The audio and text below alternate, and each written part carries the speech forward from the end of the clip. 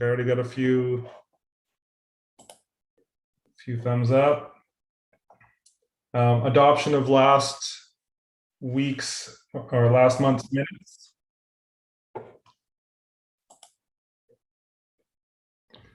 We all okay with the meeting minutes from the last month's meetings? Yeah. Yeah, a couple of nods.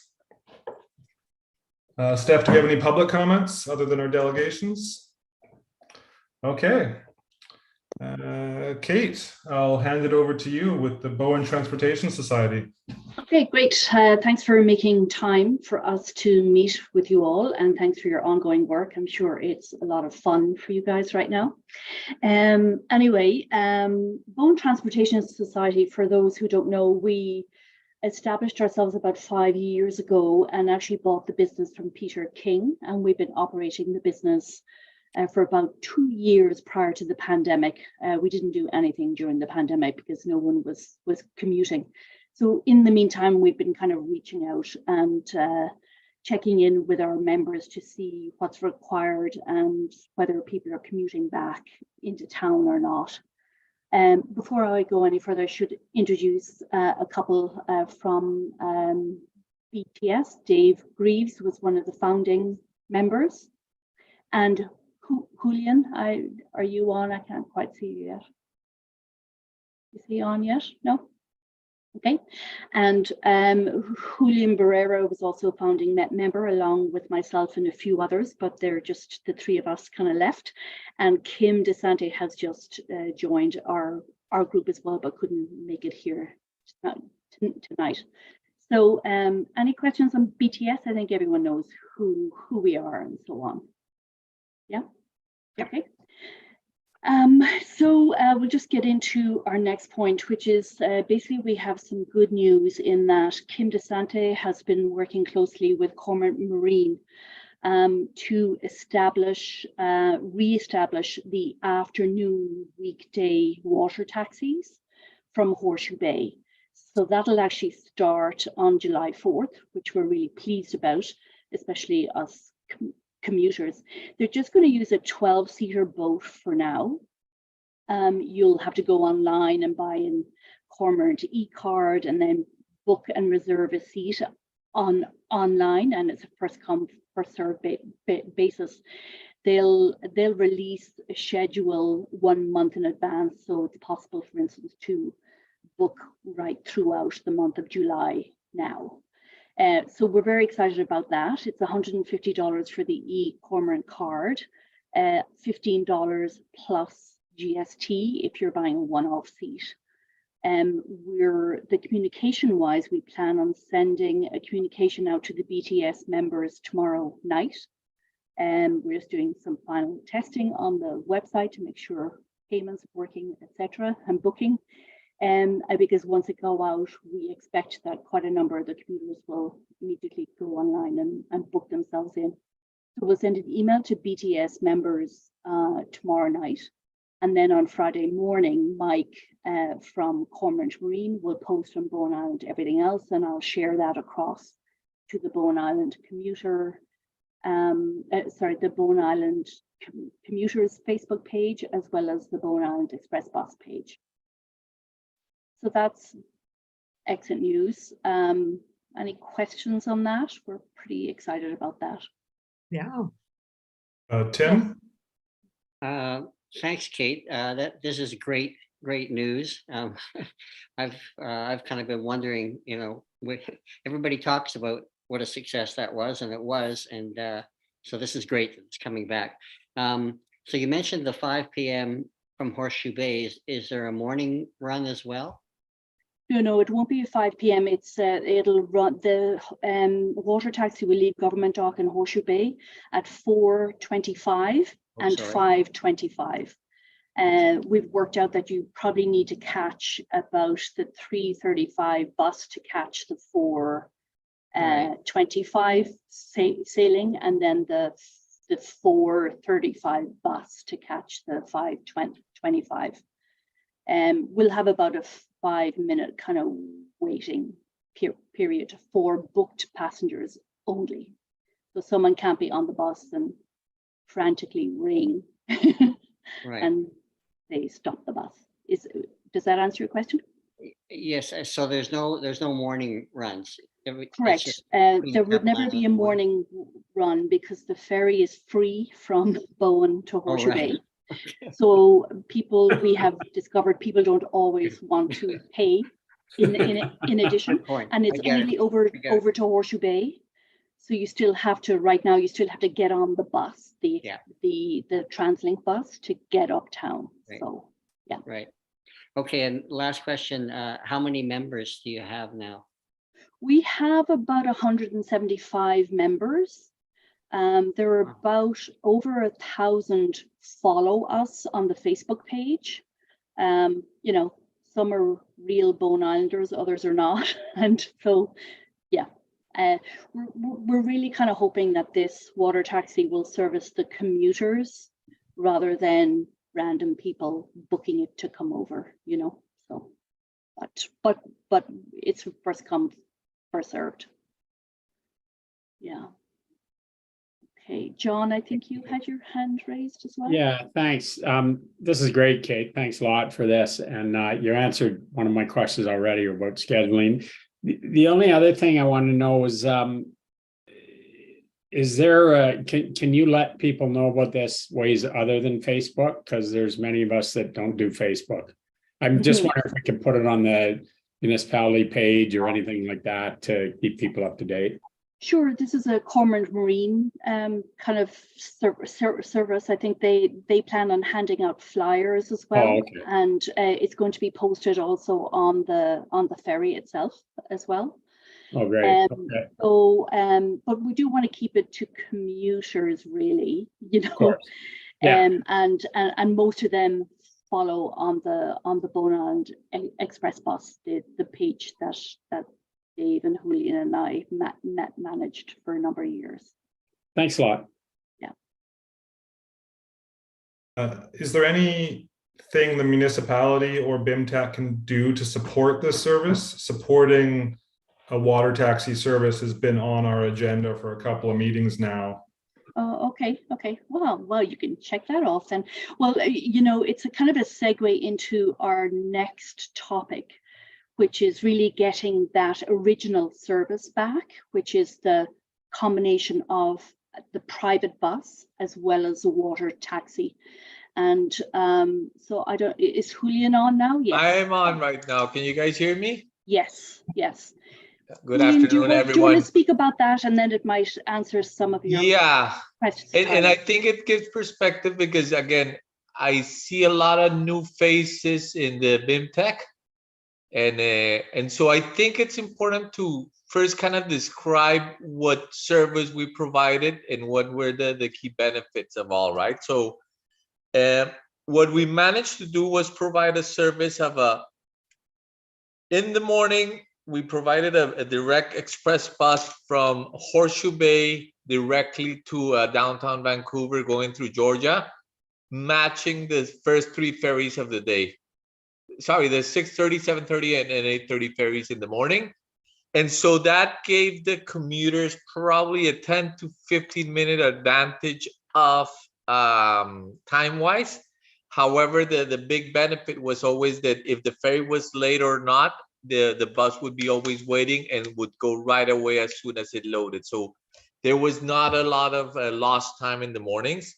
And then in the afternoon, that's where those alignment of a bus service and a water taxi service really provide us the ability to, from what I've heard from people who've lived here 25 years, 30 years, the best commuting from downtown Vancouver to Snug Cove. And we managed to provide on a daily basis 3 times in which people would be able to take the bus in downtown and arrive to Horseshoe Bay, to Snug Cove in 45 minutes to 55 minutes, right? So that was an experience that was also seamless, and you knew that once you got on the bus, you had the ability to get to the island in 45, 50 minutes. Don't worry about if the ferry's late, if there's traffic in the bridge. It was a beauty of a system, right? We people used to joke about that before it was like living in Zurich time-wise from Vancouver downtown. Now we were able to live like if it was the same distance as Port Moody, right? It really simplified people's life. So we managed to make this service happen initially through Peter King, who provided his bus. And then we outsourced the bus service with a company who does the coach trips up to Cypress Mountain and through a Cormorant Marina, right? So each of the 3 runs in the afternoon more or less carried between 30 and 35 passengers that we provided complete service downtown Vancouver to Snug Cove. So that's kind of the service. We had special permits from TransLink to do this because there's a certain process, right? It took some years to make this happen in one of the refurbishments of the ferry. And right now we still have some permissions to park in Vancouver downtown. The challenge that we have is around, because this service ended because of COVID, the challenge that we have is how do we get it running with enough critical mass? And when I see critical masses, we would need to be able to run the big bus a minimum of 30 passengers per run, more or less, correct? And from a financial basis, it was never a moneymaker. It's a very tight business, right? The transportation business is subsidized across the world. You probably guys know the amount the municipality pays annually to TransLink for this service, in addition to bus fares. And what I think that part of the meeting today is kind of sharing our experience, what we were able to create for commuters, but also that we, as BTS, I believe we would be kind of ready to launch it again, but we really need to figure out, and I like the question earlier about what support we can provide, is figure out how do we structure this operating model in a way that's financially viable, right? Because the challenge with this is that we're competing against TransLink fares, and unfortunately, that's a subsidized system that we cannot compete head to head right now. And BC Ferries, we're doing a favor to them, right? So, and this is kind of a long-term question to make this sustainable, is how do we get some type of financial aid working with the municipality to, I think, the big stakeholders of transportation, which are BC Ferries and TransLink. And this is kind of what I want to put the nugget in your guys' head, is how do we create that, some type of financial structure for that? Because I don't see the system being economically feasible if we don't have, I think, some type of additional support. So that's kind of, I don't know if I pause there and have some questions, dialogue before I continue rambling. Julian, yeah, it's Kate here. It's you've worked out a couple of models to get smaller buses, and or water taxis as well. So there's kind of economies of scale in a certain number, correct? Correct. The thing is that we cannot run a big bus for just 12 passengers, so a van, right? The biggest consumption of the cost of transportation is the hourly cost per wages and the gas, right? And basically the hourly cost per wages where you need that vehicle to be consistently running, right? The beauty of how we're planning on, or how this could work, is that our service provider in for the bus system runs I did mention, runs the Cypress Mountain runs. However, the way he runs it, he moves passengers in the opposite directions to us. In the morning, he takes passengers from downtown Vancouver and from the North Shore up the mountain, and he goes down empty. And in the afternoon, he goes up empty from downtown and goes down loaded from the mountain. So he could triangulate with Horseshoe Bay, and we could coordinate that. From a boat perspective, I know it's a money maker because the previous owner who passed away, Brian Cormorant, he and I used to have conversations, and even though he was reluctant of working with us initially, he told me that he had never had such financial success with his business, thanks to us, right? And what we did. So and I could go on and telling the stories how difficult it was to get this going and convince people that it was worth it for everyone. And at the end, it was a success. Unfortunately, COVID came in. I think the big question is how many commuters are going back into the city, and if so, how many days and what days. I think having this small 12-seater water taxi will help us to kind of assess that and size that.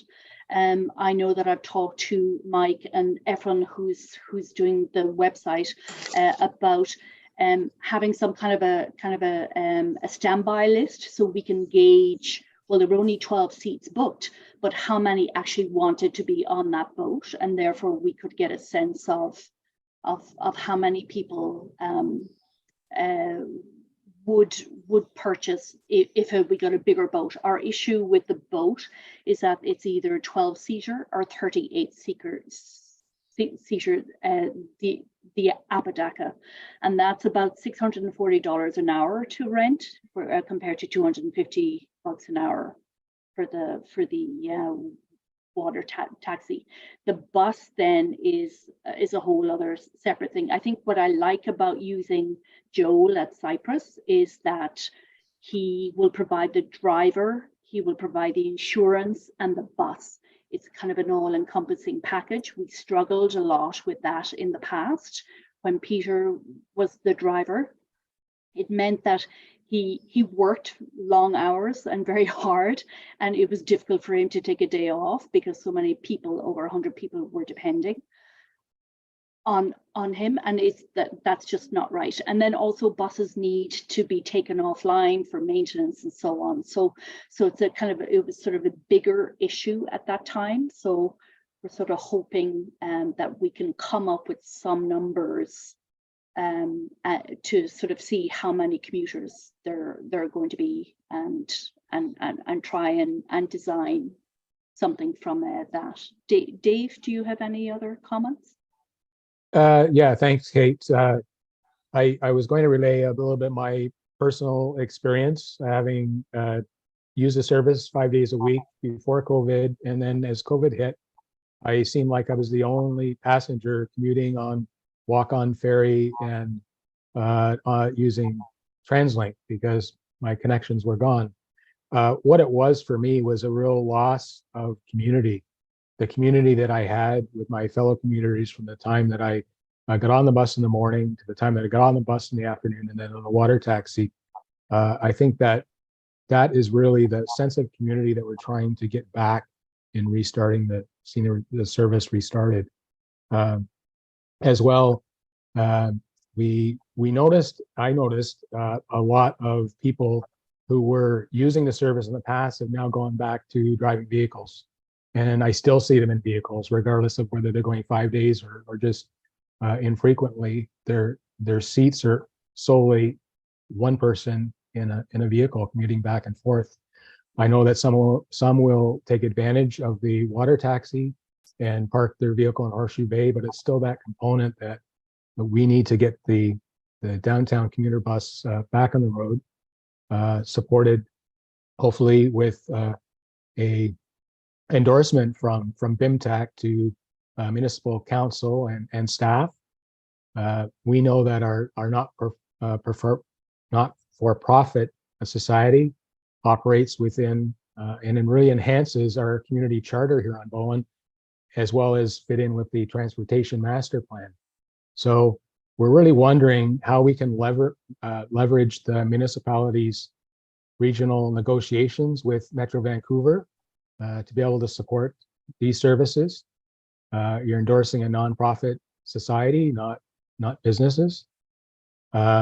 We also know that the executive director of the Mount Mears Council for TransLink is a resident of Bowen Island. And he, like many up to the pandemic, was a frequent user of the service. In that ask, also, there's a requirement for the bus service traveling to and from downtown to be able to pull off into 3 designated passenger zones on Georgia Street. So asking that we be connected with Coast Mountain, TransLink, and the city of Vancouver would really enable the service to be able to have those 3 stops to drop off in the morning, 3 stops to drop off in the afternoon that had been arranged in the past service. So thank you, and hopefully we'll get that endorsement and you'll be able to answer the question about leveraging the regional negotiations with Metro Vancouver.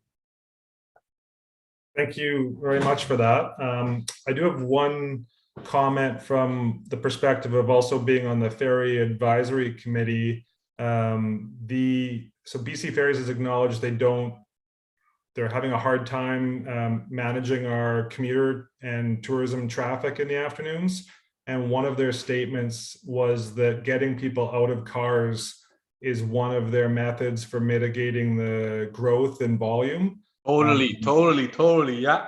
So I think we should take this topic to BC Ferries through that avenue to see if there's anything there. We did talk about in the last FAC meeting about them running a water taxi or getting that service going when their service was not up to a basic standard. I mean, when it's running so late, you can't rely on it. I love your point, because this is exactly how we gotta get those stakeholders on thinking that this service is mutually beneficial, right? Because we're taking not those, like, initially I remember we had a core group of commuters, but the system grew and there was more and more demand, and people figure out, oh, I can bus to downtown midday and then catch the system in the afternoon, and 45 minutes I'm downtown, and that took volume out of the roads, both transit and BC Ferries. So I think mindful of Brendan's time coming up, let's just take that to me directly through the FAC, and we'll bring the idea to BC Ferries, and then talking about communication with the other stakeholders about your pullouts. Let's get that put down as to like what your locations are and what the asks are. And yeah, that we can. So around that specific ask, Joe has one designated stop, but I do have contact with TransLink who knows the service, because like getting through TransLink was a big deal in the past. And like Dave mentioned, we had a little avenue in one of the ferry refurbishments, but I do have the documents where it says that this system existed pre-COVID and that these were the stops there, right? Because they have special programs for that, and usually sure, but I think an endorsement from but BIMTAC, that's, I think, we're so Tyler, am I hearing then that we do nothing, you'll take it to the Ferry Advisory Committee and then we'll wait to hear from you? Is that I think we should take it together. So okay. Via email or separate discussion, we'll come up with the letter or discussion with BC Ferries to get their interest, and then your other needs for pullouts that need an endorsement, let's get that in a written form, and then we can bring it back to BIMTAC for like a motion and a vote. So we'll connect with you offline then. So yeah, great. Thank you very much, guys. Okay, thank you. Thank you. Thank you. Have a good day. Night. Oh, well, thanks.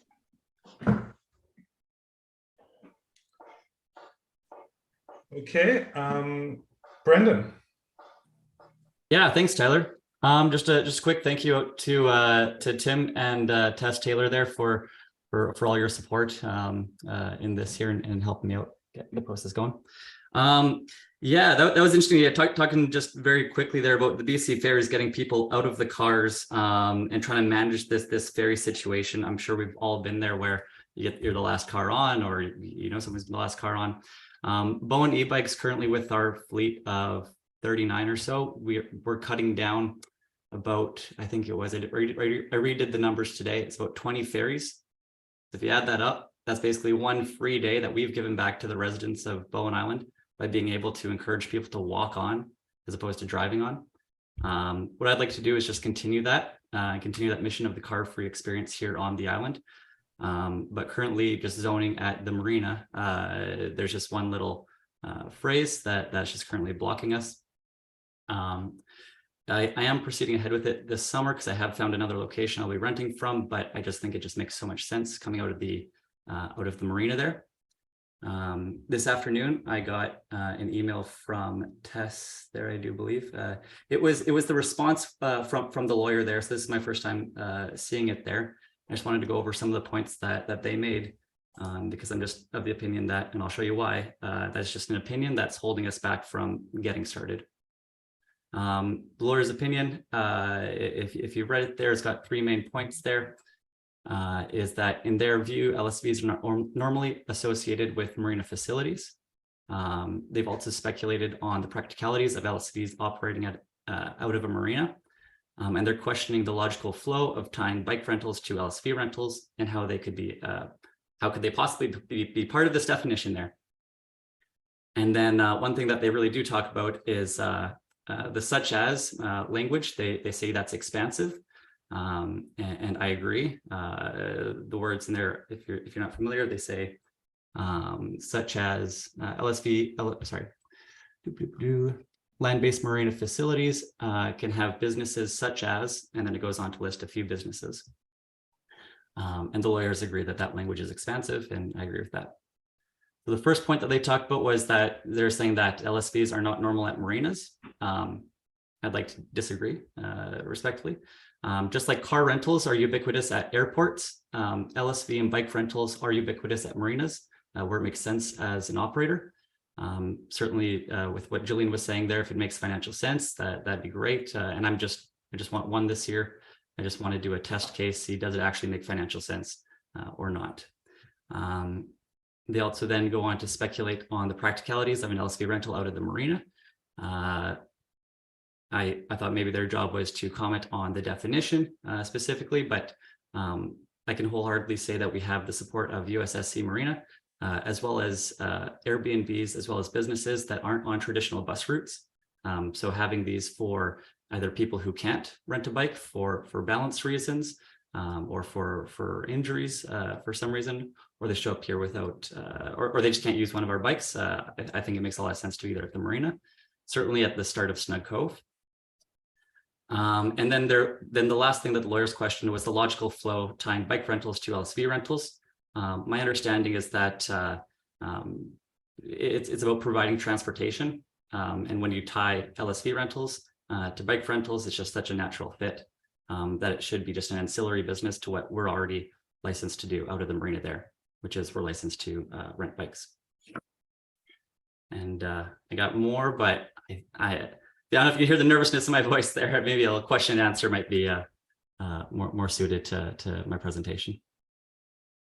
Sure. I think my first question, so the letter from Natasha, which does repeat the legal opinion, also gives a couple of paths forward. And the one that stood out to me originally and still does is the temporary use permit. And Natasha and others chime in if I'm wrong, but is this probably the fastest, easiest way to get going? Yeah, for sure. I mean, I would have said, finding an alternative location that meets the general services zoning would be the fastest. But Brendan, I think you said for the summer you've found an alternative location. I have, yeah. So then the temporary use permit, like in my professional opinion, would be the fastest route to achieve compliance. And again, that's for 3 years. So if you are looking for more of a pilot kind of experiment, that could fit, right? Because you're not actually committing to a full rezoning, which can be costly and timely. Right. That's okay. Yeah, and I hear you there too on the temporary thing. I suppose if thousands, if hundreds of thousands will be invested, I do want to see that this can be something that will, if it does take time to pay off, that I've got more than 3 years to help pay off that debt. And it just having that big question mark at the end of the 3 years, I'm just not sure if it will be long enough for us to feel confident. But with that being said, I did find somewhere this summer, so we're going to be able to operate it over there at least. I just think long term, it makes sense that the land-based marina facility also can rent LSVs. I mean, for long term, you can definitely apply for rezoning, or as I think, yeah, I mentioned the text amendment of the land use bylaw as well. Okay. So these are more permanent solutions as opposed to seeking out a temporary use permit. Okay. But historically, like those are going to take time. They're slow I'm- processes. Yeah, it could take up to a year, like 6 months to a year.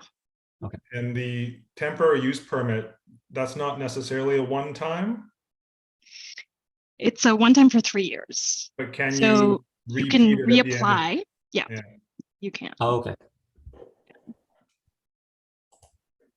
I guess one part of my presentation that I didn't touch on here was and actually I have a question for the group here. Is the community energy and emissions plan, is that something that's passed and put forward by council and something that they stand behind, or is that just like a community initiative that doesn't have any weight behind it? Tyler, I can speak to that. Yeah. Oh, Okay. Tim. That was something that was used by the Environment and Climate Action Advisory Committee. They also have other documents, including their climate action strategy, conservation development policy. They have CARE initiatives. They've got a few different documents that are their guiding documents. Carla, the manager environment, has just asked me to revive the SEEP.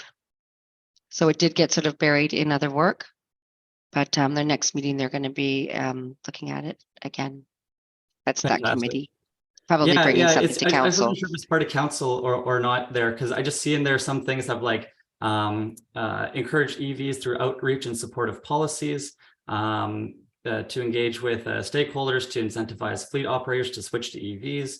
And so this is like me humbly asking for support, but I totally get it. If it's a whole different organization and not you guys, then that, yeah. We use those principles in the other work. So regarding the alternate location, where did you find for this summer? It's somewhere zoned with Area 9 out at the golf course. Okay. And then earlier I'd sent an email with some questions that you did, talk back to about some of the business. I think you suggested that maybe there were more business questions than transportation committee questions, but I had phrased those in kind of a loaded way to help make the case for community benefit. I think expanding on some of these things helps people see the value in what's being proposed, especially if you start talking about shared resources, something like parking spaces or anything that's a community asset that you're asking people to have an opinion on. I think being able to demonstrate those borderline business issues being a benefit to the greater community is kind of where I was hoping to go with those topics. I wasn't trying to be adversarial. I was just trying to get that information, out there and developed so that people could see and come up with an informed opinion on how it works how you would expand in that busy area, how you would get the volume to affect traffic. Like that rollout, I think helps if you're trying to make the case that this is to serve the greater plan for Bowen's transportation needs. Seeing the thought process behind the rollout, I thought would help. Totally. No, and yeah, I'm definitely on board with all those questions there. In my mind, I'm thinking like, okay, what's the specific lawyer thing to respond to? But no, I love businesses. I love just the strategizing. Yeah, and in my mind, I'm just thinking like, if a golf cart takes up, if you can fit 2 golf carts in the space of 3 cars, you can fit 3 golf carts in the space of 2 cars. Naturally, you're increasing more parking space there. And maybe we just highlight to who is coming on over here, who are the tourists that are coming on over here. Maybe it's just a hidden problem, who's taking up our parking spaces. Is it locals? Is it visitors? Yeah, no, I think those are great questions, Tyler. And yeah, I'll definitely get back to you on some of those. Okay.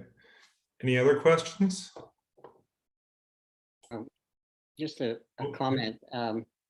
I mean, I think in principle, and certainly if you, it wouldn't hurt for this to come to council for its endorsement. Just like I think we're going to do with the water taxi service and bus service.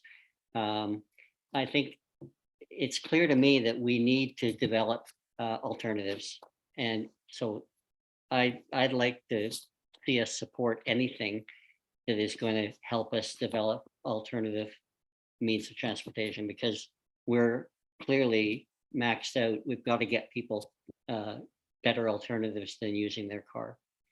And so that's just a comment. No, and I love it. And I wonder, it is in everyone's mind, is it the ferry overload situation is the biggest problem, or is it the number of cars on Bowen Island currently a bigger problem? Those are both the same problem. Are they? Well, our cars and commuters, certainly commuters in our cars, are part of the problem, and the other part is visitors and contractors coming to the island. But and I don't know what the ratio is, but I suspect, and maybe we should do a survey on that. Maybe a survey has been done, but we have a lot of commuters, and that's us, Yeah. And I guess what it comes down to is some people do have a choice. They don't need to take their car. They're taking their car because it's the most convenient way right now. There is no other option. And some people are gonna, for some trips, have to take their cars. But if we can get that number down by replacing those other cars with other options, then our current ferry service will probably work. Eddie? I could use a little connecting the dots. I don't actually intuitively see the connection between this project and reducing commuter car use. And the other piece I'd like to hear your thinking about is just the safety aspect. I notice, particularly on weekends when there's lots of those scooters and bikes out on the road, it can get quite precarious. And I'm a little trepidatious about adding one more kind of vehicle that you can sort of get around, but not really. And some of us, it may be we, the commuters, it may be contractors getting to sites, travel a little faster than the posted speed limit. So your thoughts on that whole context? Yeah, for sure. So I guess firstly, let's just talk about the commuters there. First early phase, I'm not sure if this will be affecting commuters as much, except for it will be blocking people from coming over on cars from the mainland. They'll just choose to rent this as opposed to driving their car on. We've already cut down with our fleet of 39 bikes. We've cut down about 20 full ferry loads, and we'll do that over the course of each summer. And each summer, as we continue to grow, we're going to keep on reducing the number of full ferry loads that are currently blocking commuters. Of course, with a fleet of one, I don't see, it won't make a massive impact, but it is a good summer to get started and just start getting in some of this information. Does that answer your first question about the commuters? And I'll get to the safety in a second. Okay. From the safety aspect, yeah, I absolutely agree. Having narrow shoulders and bikes on roads when people are having a hard time passing by, it can lead to dangerous situations, both when the bikers aren't informed as well as the drivers aren't informed. Certainly having another touch point with another business, like for us, when our bikers show up, we're able to show them, hey, these are the most dangerous spots on the island. When you see fleets of cars behind you, please pull over. Now, whether they respect that or not is up to them, but certainly we do have those conversations with every single rider we get out there. And I certainly can't say the same for all of the cyclists that are just coming off of the ferry, although would prefer to see more cyclists than more ferry overloads. in terms of the safety aspect for these LSVs, I agree. Going 40 kilometers an hour across the island does take some time, and can lead to difficult passing situations around cyclists. This will be a vehicle that ensures that people won't be racing down white sails. It'll be going 40 kilometers an hour at most. And I know it's 30 kilometers an hour out there posted. It'll be a quiet, very quiet option. It's going to be fully electric and light, hence LSV, light. I think it's light. It's right there. Anyways, it's got and in terms of the driver safety, it's got the full seat belts, the rear view mirrors, the signals, so everything is good from an ICBC standpoint. I should just qualify that one of the things I was thinking about in my head in terms of alternatives, and it ties into our last presentation, is that Brendan also runs a shuttle, and I'm wondering if there could be a tie-in between his shuttle and people getting to the water taxi. I just got to quickly clarify, about to start up a shuttle. Currently, we're doing emergency pickups if people do fall off their bikes. Yeah, in summertime, we are sometimes faster than the paramedics or first responders.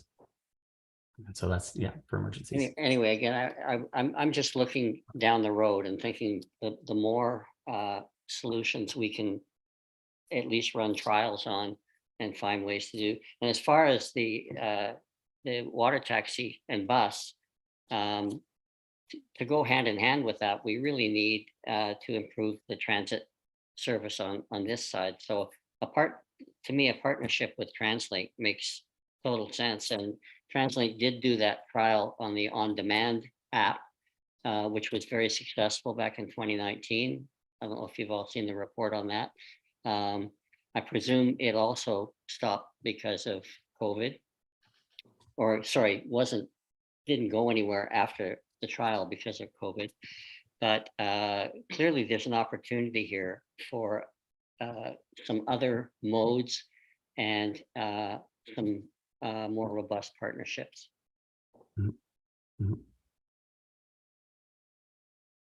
Okay, any final questions?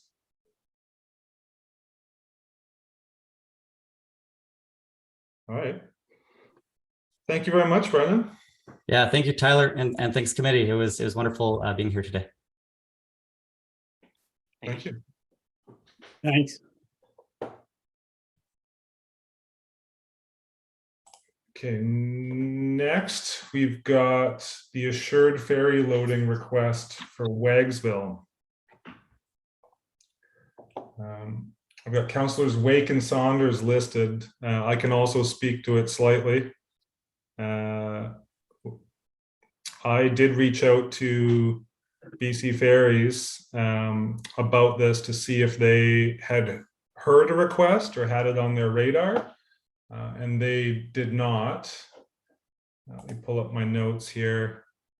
So they've worked for, so there's two topics that were kind of mixed in my understanding here. One is assured loading, and the other one, would you like me to provide my update, Councillor Getty? So I was before where someone's been on speakerphone. Do you want to call me on my phone? Sorry, Judy's phone is not, or microphone isn't working. Do you want to call my phone? I can put you on speaker on the microphone, on my microphone. Or she can't hear either. okay. Well, I just want to give the quick update I got from BC Ferries is that there's commercial travel and there is assured loading, and these are different things. Having the dogs go into the commercial lane while they don't fit the commercial vehicle definition wouldn't guarantee them boarding, because there are many commercial overloads in the summer coming to Bowen. Two, they have done assured loading when the community requests it in the past, but it's for specific, when they've done it in the past, it's been for specific times for a specific service. So the example was a seniors bus on one of the other small islands. And for considering it, BC Ferries wanted to know how often they travel, what set days or times would the request be for, and then they wanted to know how many animals are normally in the vehicle, since they wanted to compare it to their livestock policy, even though it doesn't currently fit the definition. And then what type of vehicle are they in? So I understand we'll table this for the remainder, but if you pass that information along to me, I can continue the background conversation with BC Ferries. Okay, Tyler, for doing that work. no problem. It's amazing. Then we've got the Cape Roger Curtis referral emails. I wanted to add slightly that at the BC Ferries meeting, I did get have a passionate conversation with a member of the public who had many of the same comments about the history of the Thompson Road versus white sails access to Cape Roger Curtis, and they strongly felt that Thompson Road was the original plan, and that a lot of important conversations predating the municipality, I guess, they didn't feel were properly documented. But a lot of the conversation is kind of repeated in Kim's email. So I don't know if everyone's had a chance to read that.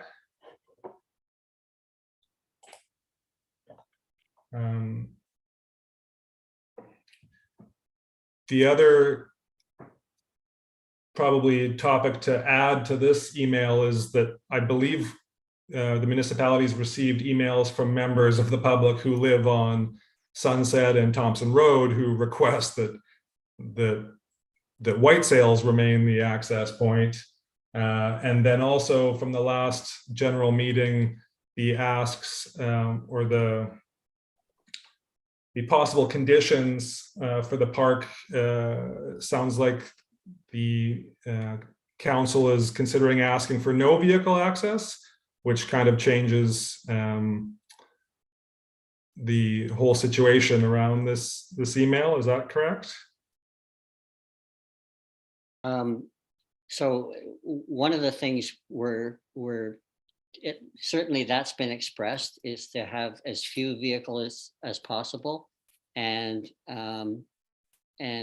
possibly, no vehicles except for people who need access. And we have to work out a definition of accessibility in there, and so so all these things are being worked on by staff. But my thought was that if we don't have a lot more cars going to Cape Roger Curtis, if we can manage to do that, then and if visitors to Cape Roger Curtis are going largely by shuttle, then maybe we don't need another vehicular access. We do definitely need a multi-use path, and I'm not sure that it makes sense to have it go along white sails. And I think it would be easier to use one of those other two routes to do a multi-use path, which could possibly also serve as an emergency access. But I think this is all with staff at the moment.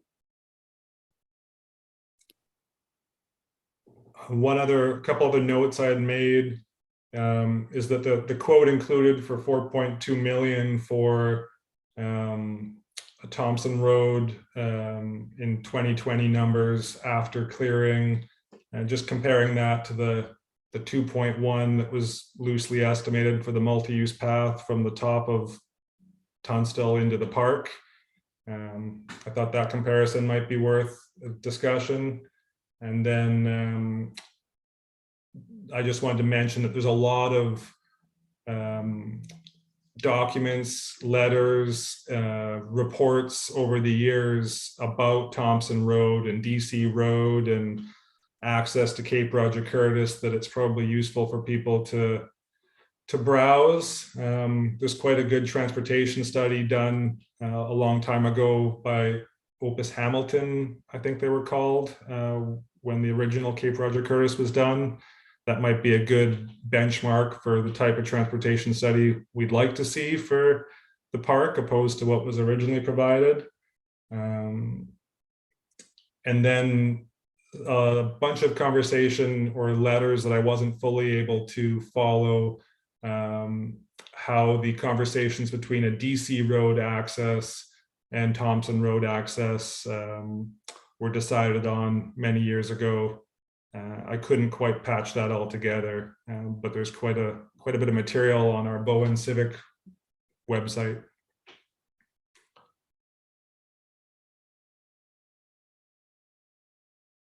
Anybody? I'm not sure what the best way to get through this is. It's you know, there's pros and cons to a number of options that we're talking about here, and you know, I don't think council's going to sort it out. We're going to have to have some expertise in terms of recommending. So maybe redoing those numbers, looking at what a multi-use path. There's a couple of options for that, Thompson Road, or starting it at the West Side Fire Hall and going along Cromie Road. And I don't know if that eventually ties in with DC Road, but I think we need to refer it to council. Maybe needs to refer it to staff to do some analysis. But maybe that's something that this committee can do. Betty? Tim, are you suggesting that the multi-use trail would or path would also operate if we need like fire engines and things up there, like emergency? Well, I've asked around about that, and it's certainly a possibility. I mean, things need to be worked out, but the size of it at 3 meters, it might have to be, you know, a bit larger for that stretch. It's big enough, and it would mean having some kind of bollard or something to prevent vehicles from driving on it. That could be easily removed for emergency access, and it would certainly benefit to have a second vehicle access that was available during emergencies. So it'd be interesting to try to figure out like whose fault is this. There has been somebody from the Tunstall community group working with our planner, trying to track all those documents about previous plans for roads and things, and particularly because there was supposed to be an egress for Cape Roger Curtis.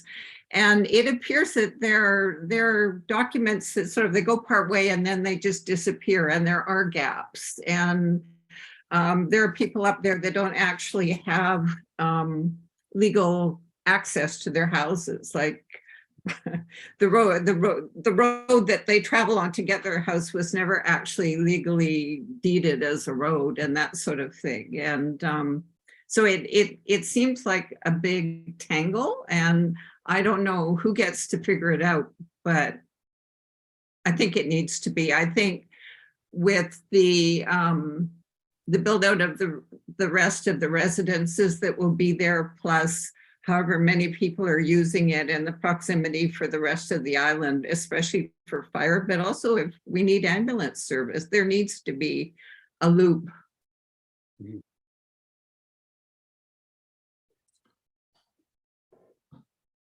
So I don't have a recommendation for this referral, but as far as a next step for the committee, are we going to continue to develop ideas on this topic? Are we waiting to hear back from what staff and council might be heading towards? Like, it's a lot of work to dig into all of this, and I don't mind doing some of that work, but I guess I don't want to do it by myself if nobody cares. So if we're going to do it, I'm in. But if we think it's too much, I'm not going to get started. Tyler, I'm kind of the opinion that I think you're right. I think it is a pretty large amount of work, and we're kind of, I get the sense that we're kind of waiting to see what Metro comes back with in terms of what they think they're going to be able to do to help out with it. And anything we do in the interim, I don't know that I don't think you get full value for it until we see, like if they come back with a ridiculously stupid idea that, that we all just go, you're nuts, and we all walk away from the table at that point, then you'll have wasted a lot, and you'll have wasted a lot of effort on something that, we're not going to get anything out of. So I'm just not sure there's much value in going further with our look at this until we see what Metro is planning on doing, if anything.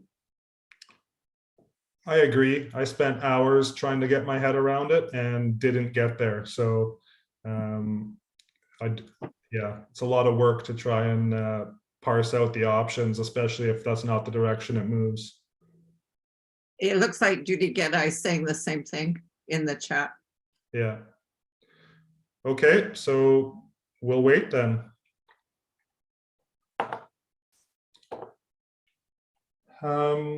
We are going to table medically assured loading. I'll also have, I'll circulate the BC Ferries meeting minutes before the next meeting, and that has some notes on that topic as well. And I'll follow up with BC Ferries on what their actions are too, hopefully before the next meeting. The passenger ferry letter of support, I shared an online draft of some thoughts, but the moment I started trying to write down a recommendation, I really wanted to be able to offer up something that, like a recommendation to actually provide certain types of support, and I wasn't able to figure that one out.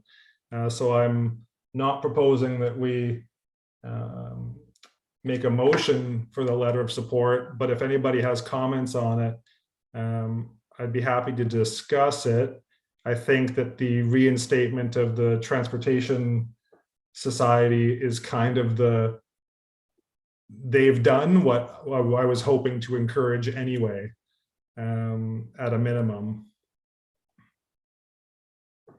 I don't know if anyone else has thoughts.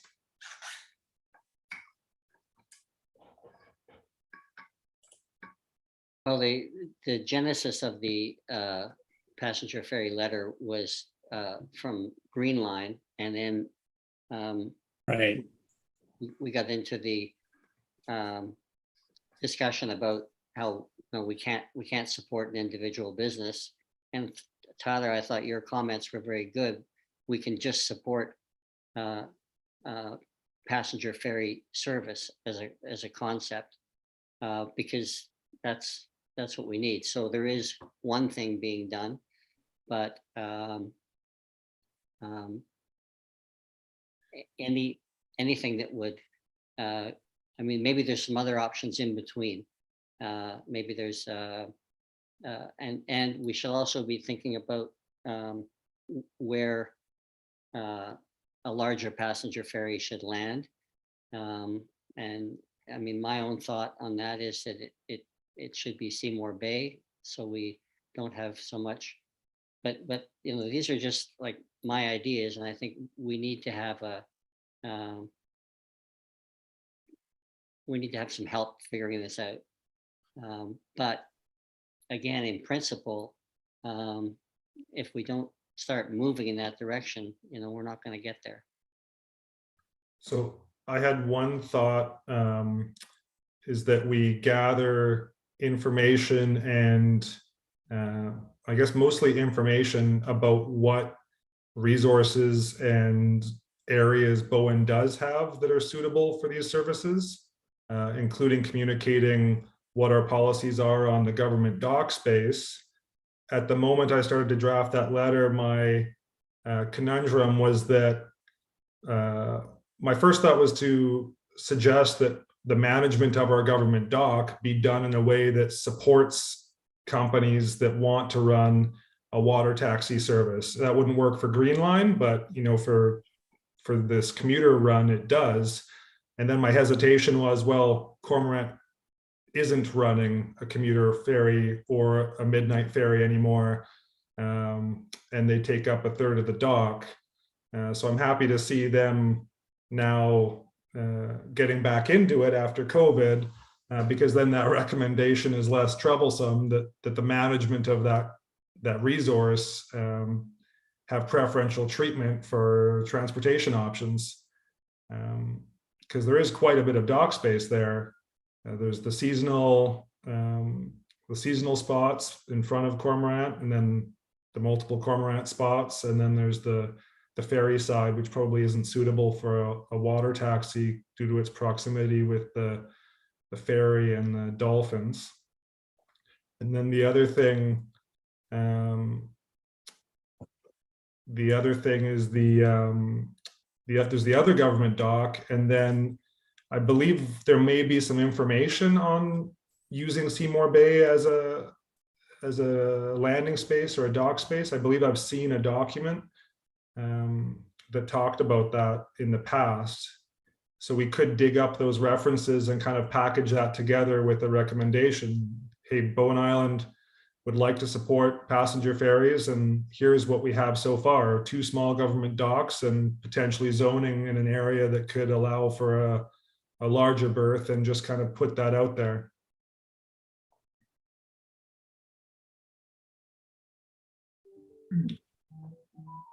So I see a couple nods. I'd be happy to continue to work on that towards the next meeting. Tyler, did you see Judy's comment there? How about the ambulance service, the ambulance boat? Yeah. About combining, yeah.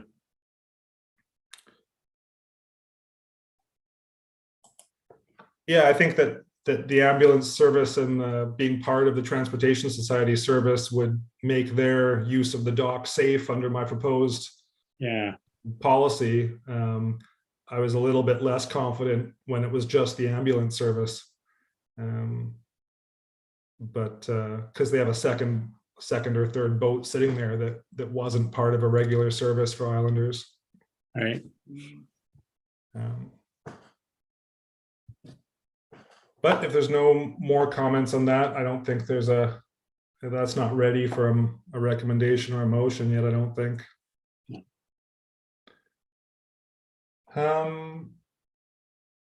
So I think we're on to staff updates. Sure.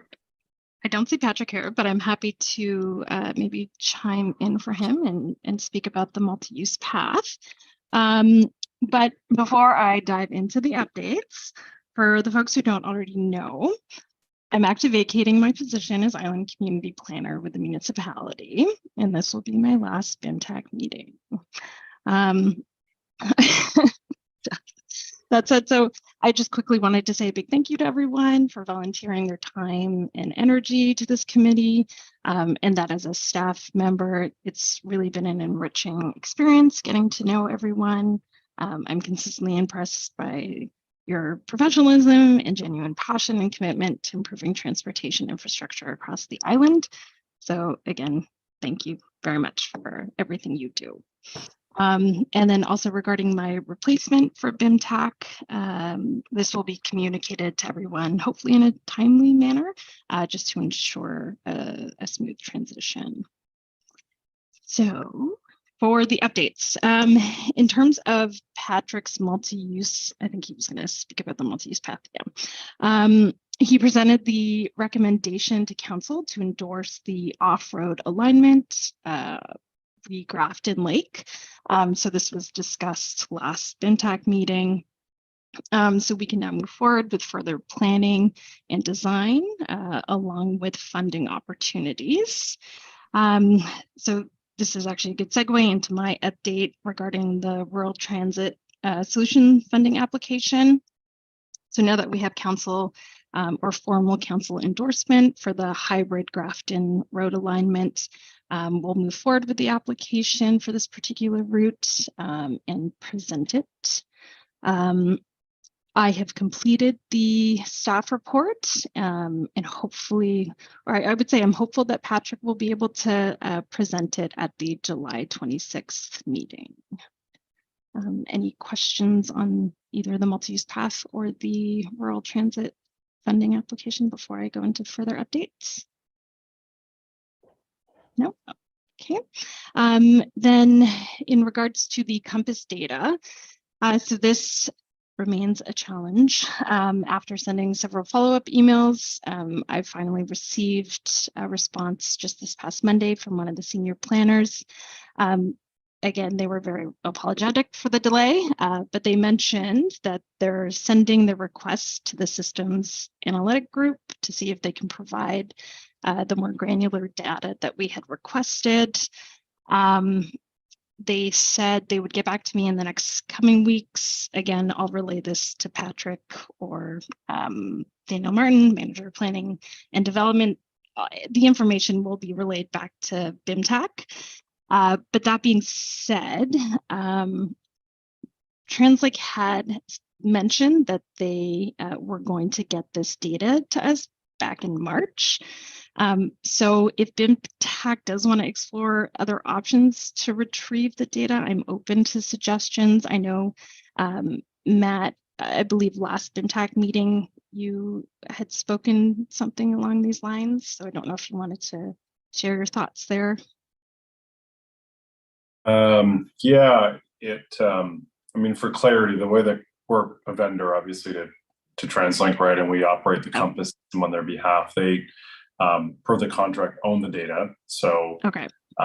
Even though it would be relatively simple for me to query that data, I wouldn't be in a position to share it. But for sure, I do think my recommendation last time, I think, was to, and I think this was raised by Councillor Getty, was that if there was a letter, I think, from the municipality, and the route I would quite frankly recommend you go through, just to, if it's coming from an elected body, would probably go through the government relations department at TransLink. I think they would be able to, like, just a different avenue to explore. So Kyle Rosenke, I think, is a director of government relations there, and so if council, were to write a letter of support requesting this data, I think going through like their government relations team might help put some, perhaps some influence on the systems analytics team. Okay. But it should be a pretty straightforward request, and okay.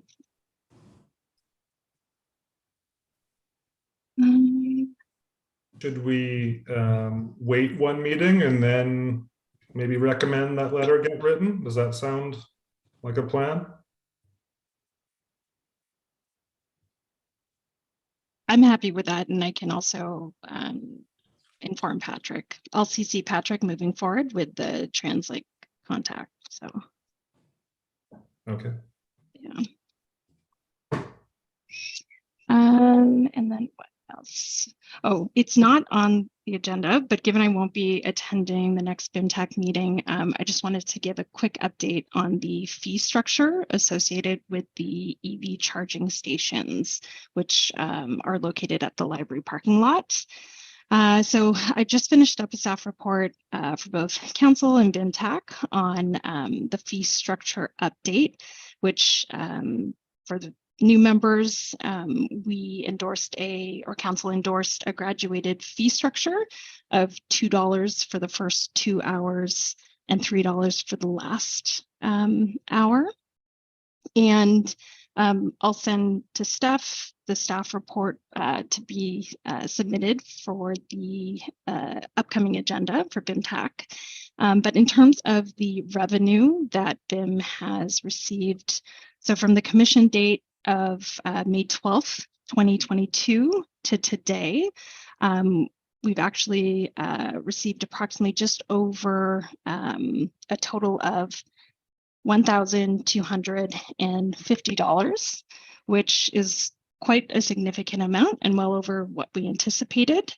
Again, this is just revenue, and I'm waiting to confirm with finance to determine what the operating costs are in relation to BC Hydro. Again, everything will be finalized in the staff report for BIMTAC to review for next meeting. And that is all I have for now. So thank you. Just going back to the Compass data, Yeah. if someone could send me just an email with maybe the search parameters, I can take that to someone internally and ask for permission and see if I can't get some movement there. But just knowing, like, if there's like a specific like, you know, time period that we're looking for, that would really help if we can focus the search. Yeah, I'm happy to bring that to the Compass team and ask, you know, share that this is coming from BIMTAC and from the municipality. It might help. I think the original request was around summer. We had issues with the buses being overloaded in the summer on the weekends, I think it was. Okay. And a discussion about whether, like, my first motivation was trying to figure out whether we needed full-time buses on the weekend or not, because we were getting complaints that people couldn't board them because they were full. Mm-hmm. So, but this goes back quite a while. But we can probably tighten up just to a period like last summer. Yeah, if there's like specific route numbers and specific, like a provided it's relatively, like, if we can narrow it, then that would be helpful. So like route numbers, you know, whether it's weekends or, like, let's say summer of 2020, I don't know, 2019 or 2020, anything that like that would help. I think it'd be, you know, because then it's much easier to set narrow search parameters, and will, you know, yield better results. So just if there's like a couple things you could put into an email, that would be super helpful. Okay.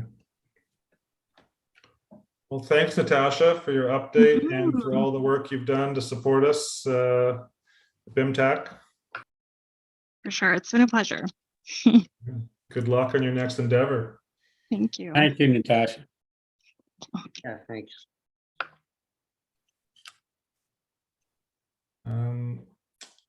The next one, we have committee and council updates from Saunders and Wake. Do you have updates? I've been away for an entire month and haven't even been at the last two meetings, so I'm going to say I don't have an update. I think we've touched on all the issues that we have updates on. Okay. Right. Yeah, what he said.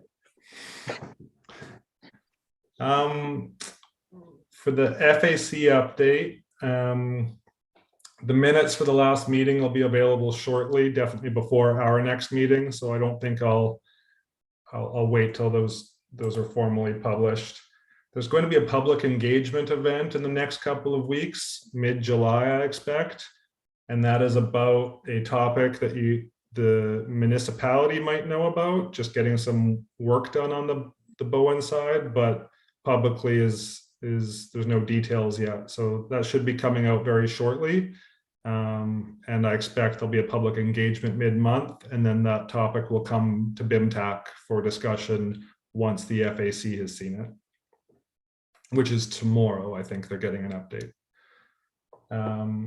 And then the next FAC meeting will be September, most likely, not confirmed. And then there was the Wagstaff correspondence, but we covered that. So then we have nothing under new business. Is that correct, Steph? For action items, we had item 1, draft a letter of support for the passenger ferry service. So it's kind of in progress. Number 2 was the medically assured loading, which is also in progress and had some progress made, and we can talk about that during the next meeting. Item 3 was BIMTAC members email concerns or suggestions to the chair for inclusion in BC Ferries engagement on June 3rd. We can call that come and gone. We had number 4, Tyler to follow up with Brendan Robertson to get more information regarding the specific ask of the committee. I think we've covered that one. Natasha, follow up on the request to TransLink for bus ridership data. That one's moving along. And then I was to reach out to the Saratoga and Miracle Beach Residents Association. I started putting my ask together, but actually found they had some publicly available documents about their community plan. So I decided to table that and make sure I educated myself before asking possibly dumb questions. And then we're on to information items and question period. So we're essentially done our agenda.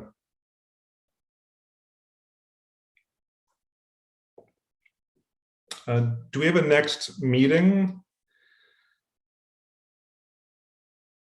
Steph, you're muted if your mic's working. We can't hear you. Can't hear me. All right, Yeah, now now we we can. can. Now we can. Now we can't. When you lean back, we can.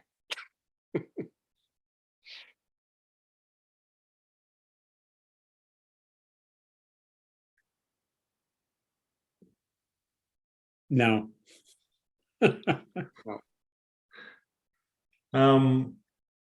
Well, we normally skip August in the past because nobody's available. Right now, we'd be looking at the end of July if it was a month away. Will people have availability at the end of July? Should we try and poll for it and see what happens? Okay, we'll try a poll, Steph, for the end of July. Okay. And we heard that. Right. Yeah, you're back. You seem to be working. Okay. Um, End of July, Paul. Okay. I don't know how this worked for other people, but is it possible to not have these at supper time? yeah, Well, no, and that's just me. And if everybody else is really good with this time, I am as well. It's not a big deal. I was just curious. It seemed like the other option was like 7 to 9 p.m. Oh, which okay. I'm not sure Okay. is any better. I don't know. Yeah, no, okay, that's fine. Whatever's working for the group is, yeah, I'll make it work. this isn't my preference particularly. We can try other times if people want to try something else. Steph, do we want to try polling different times? Yeah, I'll poll different times. Sure. Okay. So yeah, you can use the if need be to indicate preference with a double click. If need be. Perfect. Okay. Thank you, everyone. I think we can Thank move to you. adjourn the meeting. I move to Thanks so adjourn. much.